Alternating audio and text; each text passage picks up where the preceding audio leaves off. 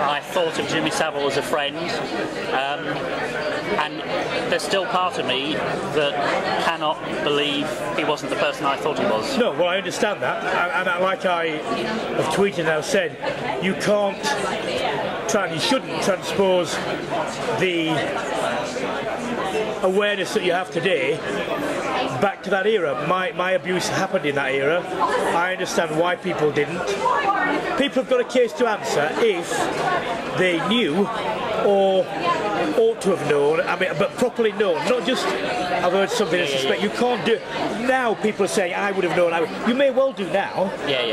You may well do. I didn't. I worked with him. No, I knew him. And knowing is not suspecting. No. It's not the same thing. People got away with things that they shouldn't. They won't now. Is it right to find a dead person guilty without a trial? To the extent that the evidence is completely overwhelming, then Because of the number of people? Because of the number. Okay. You know, the number of child abuse victims who make up stories is very, very, very small. I'll tell you why. Because it's not like saying, "Oh, my father hit me," and therefore whatever. But child abuse is a very difficult subject because a lot of people, and one of the reasons that a lot of people don't come forward, and that was one of my reasons, is that they know that a certain section of people will forever after believe that they are tainted.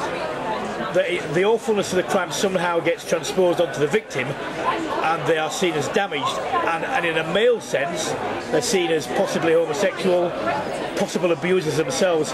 So there are powerful disincentives not to make things up. Right. It's not, if you wanted to get sympathy, there are easier things to make up. So I shouldn't feel guilty. I mean, I still feel. I don't think you should feel guilty. Right. Did you know? No, of course not. I didn't have an inkling. Well, if you didn't have an inkling, then you can't reproach yourself. Look, going back. But I almost feel like guilt by association because it was a friend. Or so I thought, but he wasn't obviously. Well, in a sense, he betrayed you as well. Yeah. Which is difficult. I'd be in the queue to kick him in the bollocks, but I wouldn't be at the front of the queue, obviously. But no. Yes. No. So I don't know. And you've got to be very careful about naming people and these sort of things. But the reason why I was very strong about talking about the Savile thing was, I said I still believe this, is that there's an agenda to deflect away from other undoubtedly similar things that have happened elsewhere in other sections. You look at the Savile thing about Checkers, MI5 vetting, Clarence House, and then you're thinking, well, there are other people who've also, if the BBC have got a case to answer, these people also got. But funnily enough, there aren't inquiries there. We're not rushing to have a parliamentary inquiry about the Rochdale stuff and about North Wales stuff. Why? Because it's a different era. No, not a different era, different section of people. Yes. Yeah. And all I was saying is we treat everyone the same, with the same standards. In the BBC's case, it's a very convenient target, notwithstanding the fact that he undoubtedly did some very nefarious things.